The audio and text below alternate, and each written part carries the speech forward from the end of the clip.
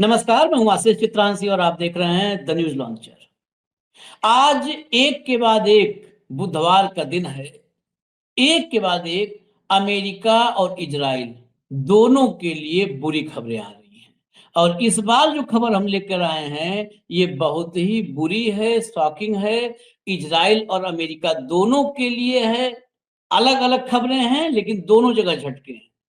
और इसके साथ एक सवाल यह भी अब खड़ा होने लगा है कि आखिर ट्रम्प इस युद्ध से क्यों नहीं निकल के भाग पा रहे हैं। नेतन्याहू के लिए युद्ध जरूरी है, अपने आप को बचाने के लिए, अपने अस्तित्व के लिए। कई बार होता है ना कि अपने अस्तित्व के लिए, अपने सर्वाइवल के लिए दुनिया मिटा देंगे। तो अपने सर्वाइवल के लिए वो तो कुछ भी करेगा, लेकिन ट्रंप क्यों नहीं निकल पा रहे हैं, इस पर भी हम सुनवाएंगे कि वहां के सीनेटर्स का या हाउस ऑफ रिप्रेजेंटेटिव्स के जो प्रतिनिधि हैं उनका क्या कहना है।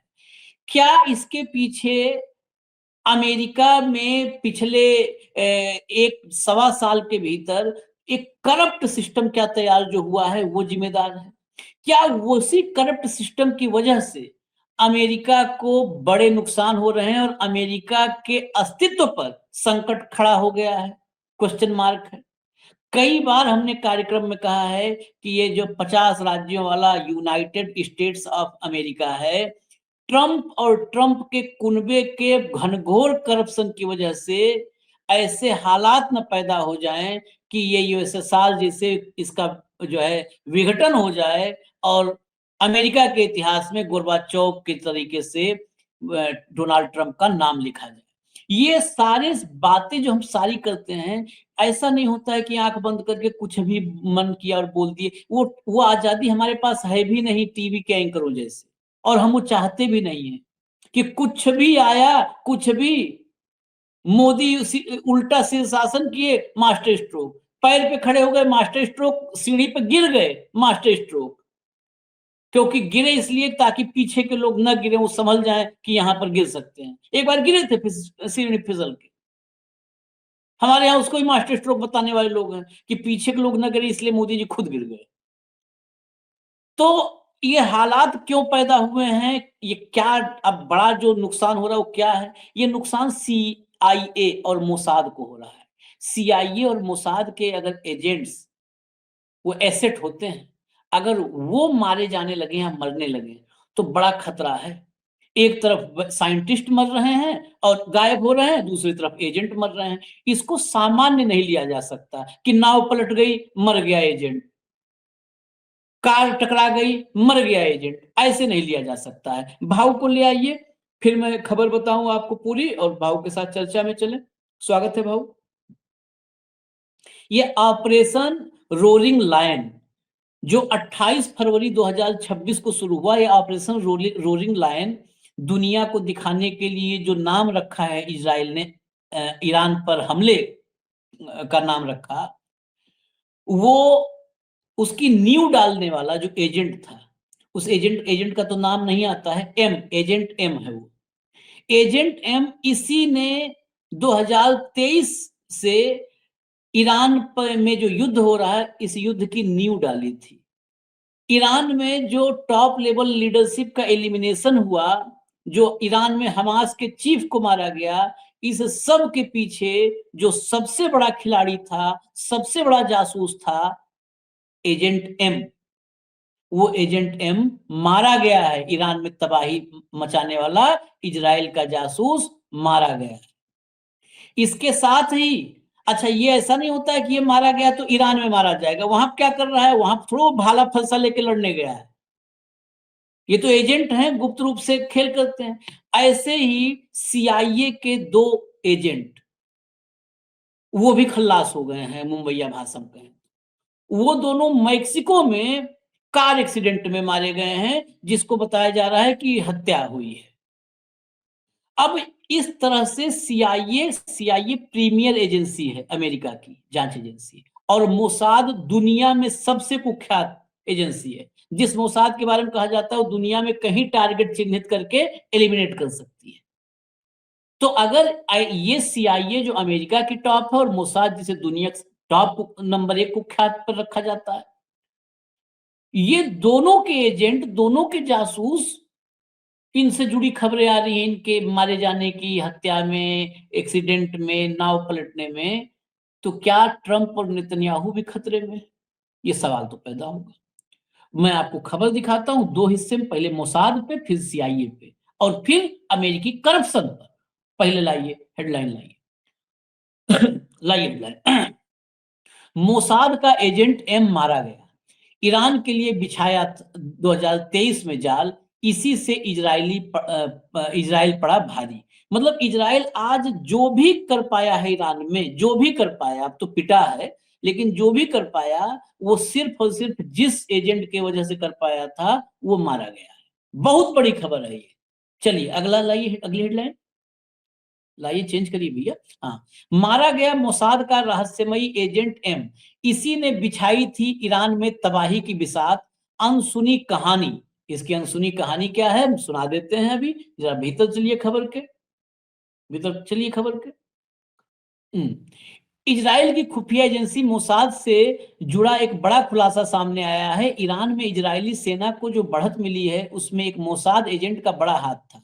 इजरायली जासूसी एजेंसी मोसाद के प्रमुख डेविड बार्निया ने दावा किया कि 2023 में इटली में नाव हादसे में मारे गए एक एजेंट ने हालिया ऑपरेशन, ईरान ऑपरेशन में अहम भूमिका निभाई थी। जो अभी जो कामयाबी ईरान में इजराइल को मिली है उसका बड़ा श्रेय उसी एजेंट के किए कामों को जाता है। यह एजेंट जिसने केवल उसके नाम से के पहले अक्षर एम से जिसे पहचाना गया, मई 23 में इटली के लेक माजियोरे में हुए एक नाव हादसे में मारा गया था। उस हादसे में कुल 4 लोगों की मौत हुई थी। आगे चलिए, जरा चेंज करिए। इटली की मीडिया रिपोर्ट्स के मुताबिक उस वक्त इस एजेंट की पहचान 50 साल के एरेज सिमोनी के रूप में की गई थी, जिसे एक नकली नाम माना गया था। वह 30 साल तक मोसाद का एजेंट रहा, उसकी पहचान सार्वजनिक नहीं की गई। टाइम्स ऑफ इजराइल की रिपोर्ट के मुताबिक मोसाद प्रमुख ने मेमोरियल डे के मौके पर एजेंसी मुख्यालय में कहा कि एम ने इजराइल की सुरक्षा के लिए लंबे समय तक गुप्त रूप से काम किया और हाल ही में ईरान के खिलाफ ऑपरेशन में उसकी भूमिका बेहद अहम रही। उन्होंने बताया कि ऑपरेशन रोरिंग लॉयन के दौरान इस एजेंट की रणनीति, चालाकी और तकनीकी कौशल ने ईरान के खिलाफ अभियान में की सफलता में बड़ा योगदान दिया। अब इसमें दो बातें हैं, इसमें आप खबर पढ़ेंगे तो कहेंगे कि ये तो पहले मारा गया, 23 में नाव पलट गई थी। 26 के ऑपरेशन, ये 26 का ऑपरेशन की नींव इससे यह भी साबित होता है, इसमें अपने ही जाल में उलझते हैं काबिल होशियार लोग। कौवा, ये कौवा जो है बता रहा है, इसका मतलब ऑपरेशन रोलिंग लॉयन, इसकी पटकथा, इसकी स्क्रिप्ट 2022-23 से लिख रहा है नेतन्याहू। ये बात तो बिल्कुल साबित हो गई इससे भाऊ कि ये पटकथा स्क्रिप्ट ईरान में युद्ध करना है, ये तो 2022-23 से स्क्रिप्ट लिखा है। ये फालतू में दुनिया को मूर्ख बना रहा है, ये तो खुद ही बाल्डिया ने फंसा दिया इसको। आशीष जी, दो चीजें हैं इसमें अहम। ये जो ईरान ने अभी मतलब जो टारगेट, जो हम कहते हैं कि जो टॉप पूरी लीडरशिप खत्म हो गई, जो बड़े बड़े आर्मी के अधिकारी खत्म हो गए पहले इजराइल अटैक में, उसके बाद में फिर बहुत सारा डैमेज कंट्रोल कर लिया ईरान ने। तो ये जो एजेंट एम था एक क्रूशियल पॉइंट था, और वो कई सालों से काम कर रहा था और खासकर ईरान में ही काम कर रहा था, क्योंकि उसके मेमोरियल में, क्योंकि इसकी डेथ के बाद इसकी डेड बॉडी लाई गई वापस इजराइल, और इजराइल में जहां डिफेंस के लोगों का अंतिम संस्कार होता है वहीं किया गया उसका। और इसके बारे में इतना ही बोला प्राइम मिनिस्टर ऑफिस ने कि हम इनके बारे में ज्यादा कुछ नहीं बता सकते देश को, क्योंकि उनकी पहचान नहीं करवानी है। ऑपरेशन पूरा ईरान का जो क्रूशियल जगह पे उन्होंने अटैक किए, ये सारी इंफॉर्मेशन इस एम ने दी। ये टेक्निकली बहुत साउंड था, बहुत अपने काम में माहिर था, और ये इतने सालों से 30 साल में मैक्सिमम पीरियड उसने अपना ईरान में लगाया है। और ये जो अभी ऑपरेशन हुआ है, इसका मेजर सक्सेस उसके नाम पे मोसाद ने नथी करवा दिया कि ये इसी की वजह से हुआ है। We could do it because of him. तो इसका मतलब यह है कि कई सालों से वहां ये काम चल रहा था। इजराइल कई फ्रंट पे काम कर रहा था। इजराइल लगातार ईरान में अंदर, जो ईरान में बीच बीच में हादसे होते थे, जो अली अयतुल्लाह खोमेनी की जो मृत्यु हुई है उसके पहले उनके ऊपर 2 बार बॉम्ब अटैक हुए। ये सारे ऑपरेशन को कहीं ना कहीं एजेंट एम इसको करवा रहा था। उसके बाद जब एप्स्टीन का मामला हो गया और एप्स्टीन की वजह से कई लोगों की जब कुंडलियां साथ में ले आए, उसके बाद इजराइल ने बड़ा डिसीजन लिया कि अब फुल फ्लेज वॉर करेंगे, अपने पास इंफॉर्मेशन पूरी है। लेकिन शायद एजेंट एम भी वो इंफॉर्मेशन नहीं दे पाया जिसकी वजह से इजराइल भी गच्चा खा गया और अमेरिका भी गच्चा खा गया। एक तो ये पार्ट ये है कि एक बहुत सालों से कह रहे थे ये बिल्कुल गलत है कि ये परमाणु कर रहे करके, इनके पास इंफॉर्मेशन थी। एप्स्टीन के बाद अमेरिका इनके कब्जे में आ गया, भारत जैसे देश उनके समर्थन में आ गए और इन्होंने हमला बोल दिया। एक तो एक पार्ट ये हो गया। दूसरा पार्ट, इटली में जो इसकी मृत्यु हुई वो एक बोट हादसे में हुई। अब आप थोड़ा सा यदि डिटेल बोट हादसे से निकाले जाएंगे तो 15 के कैपेसिटी वाले बोट में 23 लोग थे। बोट में जो लोग थे उसमें मोसाद और इटली के इंटेलिजेंस के लोग थे।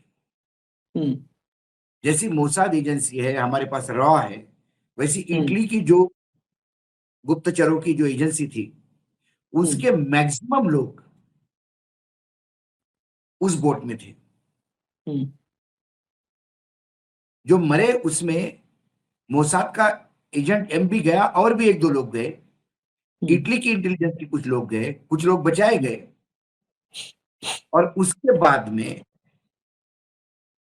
जहां ये लोग रुके हुए थे, इनके रेसिडेंशियल एरिया, जो बचे हुए लोग थे उनके रेसिडेंशियल एरिया में से तुरंत वो लोकेशन चेंज कर गए।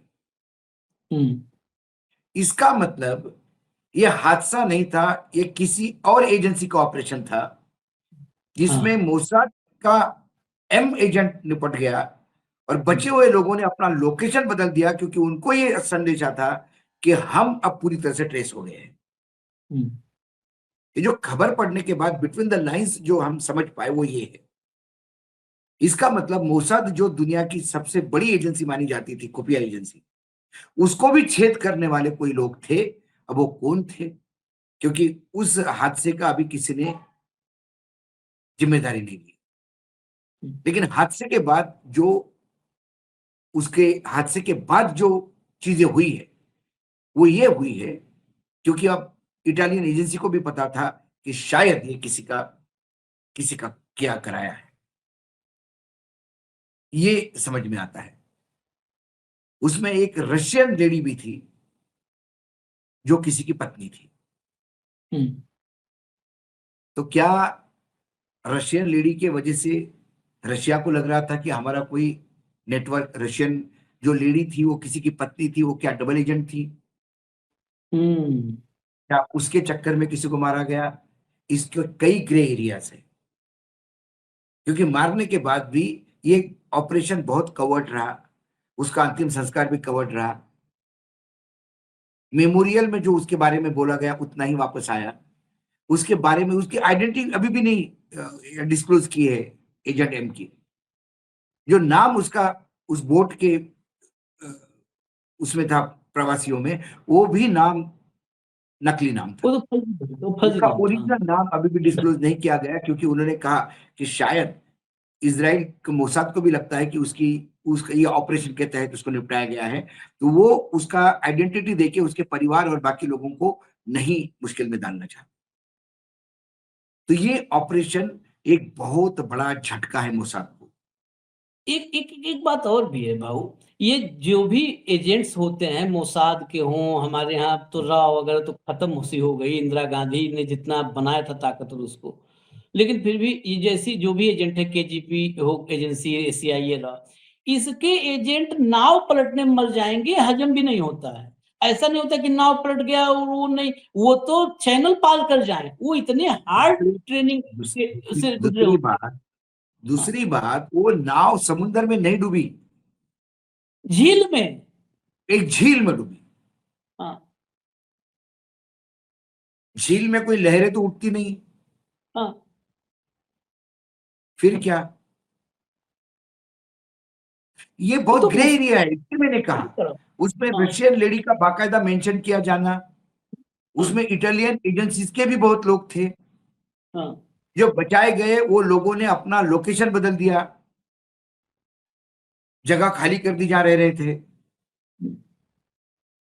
इसका मतलब इनको पक्की खबर है कि वो हादसा नहीं था, वो एक ऑपरेशन था किसी दूसरे एजेंसी हम्म का। हम्म हम्म अब ये ओपन नहीं करना चाहते किस एजेंसी का ये ऑपरेशन था, इसीलिए इसको एक हादसे का रूप दिया। क्योंकि हादसे के बाद जो हुआ, और हादसा जहां हुआ, वो गले नहीं उतरती है बात। अच्छा, उसमें क्रोकोडाइल्स नहीं थी, ऐसा भी नहीं था कि कोई कोई खा गए जानवर। हम्म अच्छा, कुछ लोगों को बचाया भी गया, इसका मतलब वहां विस्फोट हुआ होगा, हम्म। कुछ ऐसी चीज हुई कि कुछ लोग मरे, कुछ लोग बचाए गए। बाकी बोट्स ने लोगों को बचाया, जो खबर जो बताती है। तो मोसाद का ये एजेंट स्विमिंग न करने के कारण डूब जाए, नो, ये नेक्स्ट तो टू इम्पॉसिबल। ये नेक्स्ट ये तो विपरीत से विपरीत परिस्थिति में सर्वाइवल के लिए जाने जाते हैं। आगे जाने जाते। देखिए, ये इधर नाव हादसा, अब देखिए अगला, ये तो अभी ताजा ताजा है। अगली हेडलाइन लाइए, टेलीग्राफ की हेडलाइन देखिए। 2 CIA officers killed in Mexico. ये CIA के 2 अफसर जो है वो मेक्सिको में मारे गए। आगे चलिए। 2 CIA agents, अल जजीरा की रिपोर्ट है, 2 CIA agents reportedly killed in car crash in Mexican state of चिहुआ। ये अब जो है, ये देखिए, ये खबर ये भी आपने डिटेल में देखी होगी। ये सीआईए में कार क्या क्रैश हुआ की आशीष? बता रहे हैं कार CIA वाले। एक्सीडेंट, वो कार हम्म। एक्सीडेंट में मारे गए दो। हाँ प्रॉब्लम ये है कि ये सीआईए के एजेंट है, ये डिस्क्लोज हो गया। हाँ हाँ ठीक है। अब हाँ। अमेरिकन सोर्सेज कहते हैं कि वो ड्रग कार्टेल पे काम कर रहे थे। हम्म ठीक है। लेकिन हम्म मैक्सिको ने इसको जबरदस्त तरीके से रिफ्यूट किया। हम्म मतलब मैक्सिको ने इस पे बहुत कड़ा एक्शन लिया है। हम्म मैक्सिको की जो प्रेसिडेंट है, क्लाउडिया शेनबॉम सिनबॉम। हम्म शेनबॉम, उनने हम्म कहा कि सीआईए को बगैर हम लोगों के कॉन्फिडेंस में लिए ऑपरेट करने का अलाउड ही नहीं मैक्सिको में। हम्म यदि सीआईए कोई हमारे यहाँ ऑपरेशन भी करना चाहता है, तो वो हमारे इंटेलिजेंस के साथ मिलकर ज्वाइंट ऑपरेशन करता है। हम्म हमारे बगैर इंफॉर्मेशन के सीआईए के लोग ऐसे घूम रहे और ये मारे गए। इसका मतलब इसका मतलब यह है कि सीआईए हमारे अंदरूनी मामलों में दखल दे रहा है। हम्म और ये मैक्सिको के लिए ये हम हमारे गले नहीं उतर रही बात। हालांकि व्हाइट हाउस ने और कहा कि तुमने इस पे ऊपर, और जैसा कि ये बड़बोला, जैसा ईरान को धमकाते रहता है, उसको मैक्सिको को भी धमकी दी उन्होंने। बोला अभी हमारे कुछ एजेंट पे तुमने एक्शन ली तो फिर हमको ये करना पड़ेगा, वो करना पड़ेगा। लेकिन इनके एजेंट एक्सपोज हो गए। इनके एजेंट एक्सपोज हो गए, तो उसमें दो अभी पॉसिबिलिटीज बताई जा रही है। एक, ये एजेंट बिना परमिशन के वहां ऑपरेट कर रहे थे, इसलिए मैक्सिकन एजेंसी ने ही निपटा दिया। और एक ये है कि जिस ड्रग कार्टेल के लिए ये काम कर रहे थे, उन्होंने निपटा दिया। ये कार एक्सीडेंट नॉर्मल नहीं है, ये कार एक्सीडेंट अब नॉर्मल है, और ये दोनों शहीद हो गए। अब इसमें शायद अमेरिकन एजेंसी को ऐसा भी लग रहा है कि ये मैक्सिकन लोगों ने, मैक्सिकन गवर्नमेंट ने तो ऑपरेशन नहीं करवाया, इसलिए बोखला हुआ ट्रंप ने, व्हाइट हाउस ने मैसेज देने का प्रयास किया कि हम मिलिट्री एक्शन भी कर सकते तुम पे। तो ये सीआईए के, देखो सीआईए तो, मोसाद तो अभी एम मारने के बाद इनकी मुट्ठी खुल गई। सीआईए की तो मुट्ठी तब खुल गई जब सीआईए के सारे लोग मारे गए ईरान में। मिडिल ईस्ट में सीआईए के ऑपरेट करने वाले लोग नहीं थे, भाग लिए। तो सीआईए ने नया रिक्रूटमेंट के लिए पैसा मांगा था, याद होगा आपको, आपने एक वीडियो किया था। हाँ। CIA ने पैसा मांगा है रिक्रूटमेंट के लिए और लोग मांगे हैं रिक्रूटमेंट के लिए, क्योंकि मिडल ईस्ट में और गल्फ में हमारे पास अब लोग नहीं हैं। लोग नहीं है मतलब क्या है? CIA कोई छोड़ के नहीं जाता। एक बार हम अंदर घुसते हो, आप छोड़ के जाओगे तो वही एलिमिनेट करते हैं। इसका मतलब है बहुत सारे लोग एक्सपोज हो गए और बहुत सारे लोग निपटा दिए गए। ये 2 लोग CIA के हैं। ये मैक्सिकन सरकार ने जब ऑब्जेक्शन लिया तब जाके व्हाइट हाउस ने एक्सेप्ट किया कि हाँ है। नहीं तो ऐसे कई लोग मर जाते हैं जिसका कॉग्निजेंस भी नहीं लेती सरकार, ये हमारे हैं। ये तो मारे जाने के बाद मैक्सिकन गवर्नमेंट ने बड़ा स्ट्रांग ऑब्जेक्शन लिया, उन्हें इमरजेंसी मीटिंग ली क्लाउडिया ने। उसने कहा कि ऐसा कैसा बगैर हमारे परमिशन के कैसे CIA ऑपरेट कर रही है? ये 2 लोग, किसको जानकारी है इसकी? हमारे देश में ये हम चलने नहीं देंगे तुम्हारा। जब उन्होंने पकड़ा तब जाके अमेरिका ने कहा कि हाँ वो हमारे लोग हैं, लेकिन अब तुम कुछ नहीं करोगे और तुम यदि ऐसे तेवर करते हो तो हमको मिलिट्री भेजनी पड़ेगी। इसलिए मतलब CIA भी अब वो एजेंसी नहीं रही है जिसको बहुत बड़ी, जिसका वही हवा कह रहे हुआ कि करता था मोसाद का, CIA का। ये बताता है आशीष कि वर्ल्ड ऑर्डर बदल रही है। नहीं, यदि और ये मैक्सिको में CIA ऑपरेट करते हुए मिल जाएंगे तो उनको एलिमिनेट भी किया जा सकता है, एक्सीडेंट के तौर ही सही, हम्म, लेकिन मैसेज तो गया।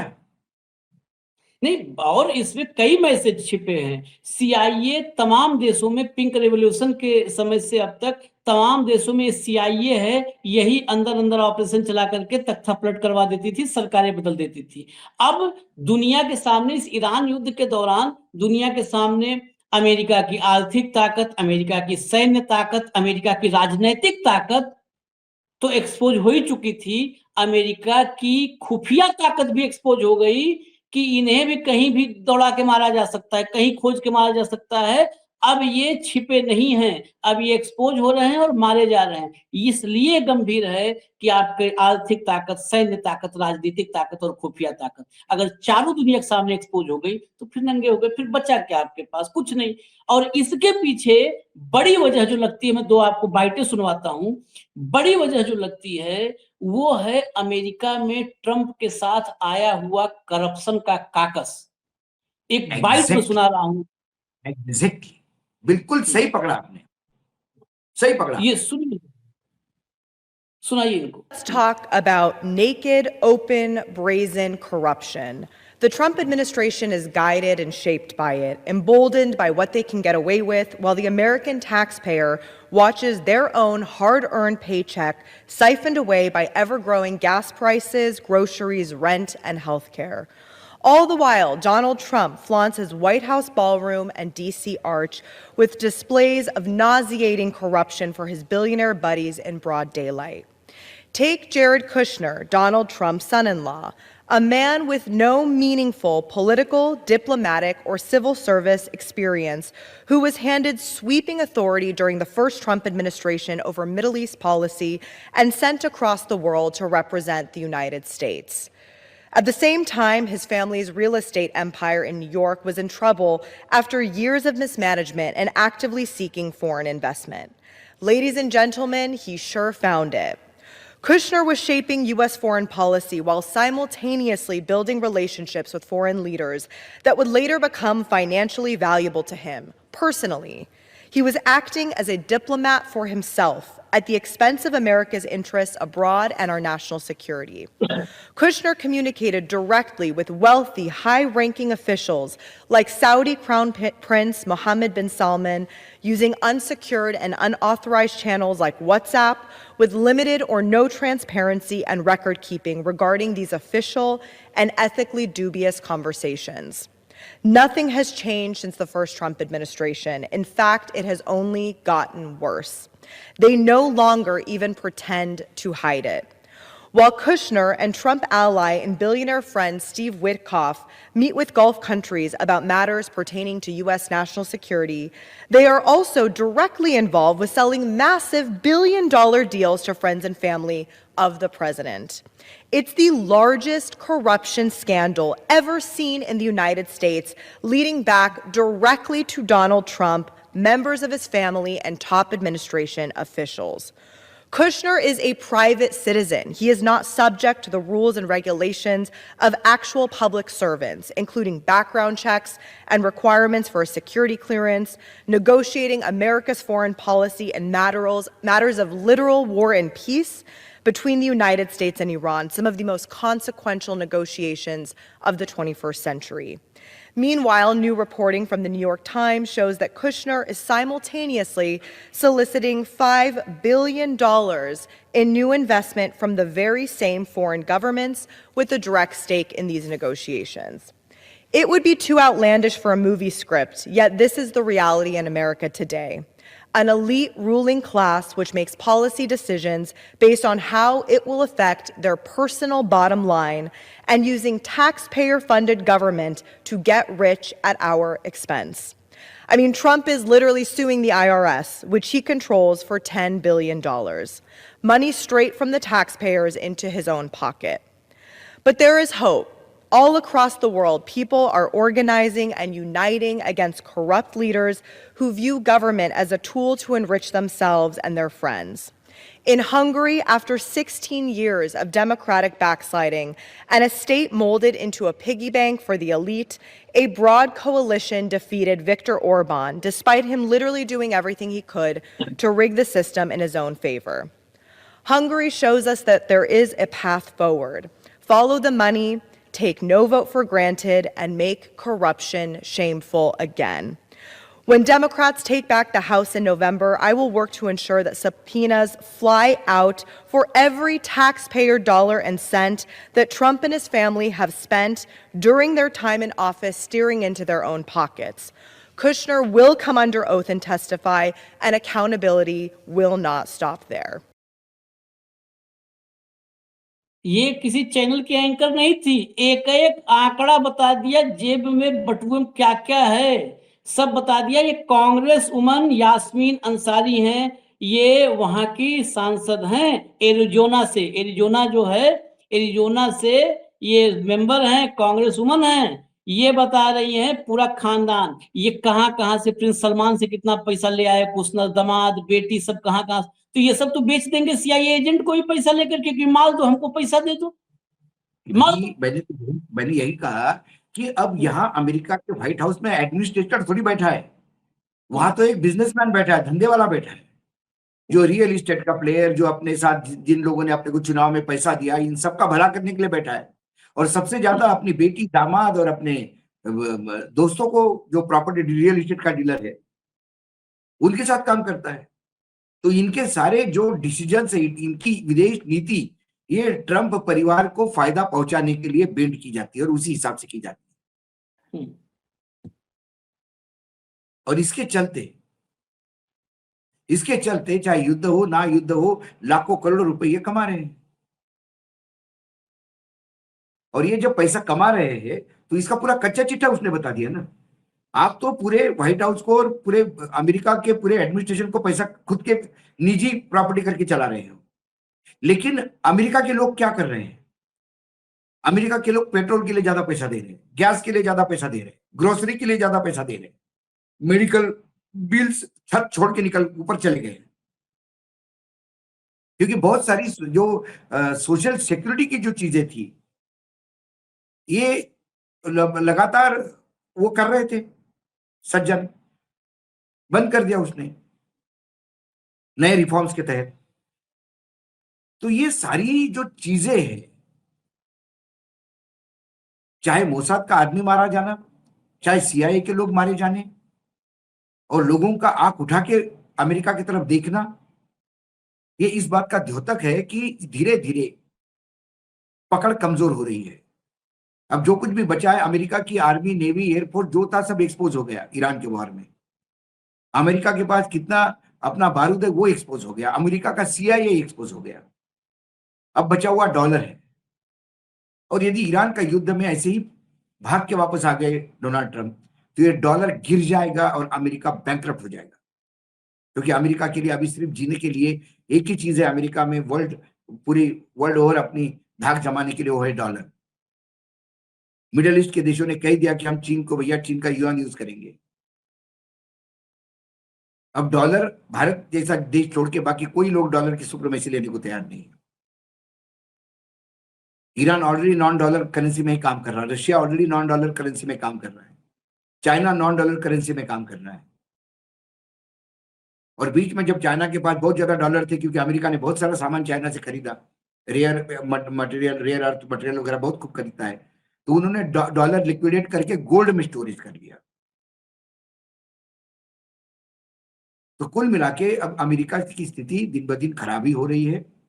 और ये मोसाद के एक एजेंट एम का मारे जाना, CIA के 2 लोगों के मारे जाने, ये बहुत बड़े सवाल उठाते हैं इन एजेंसियों की काबिलियत पर, जो अभी तक एक हवा बना हुआ था।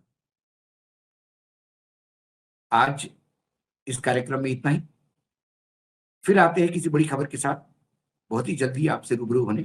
तब तक के लिए नमस्कार, देखते रहिएगा न्यूज लॉन्चर।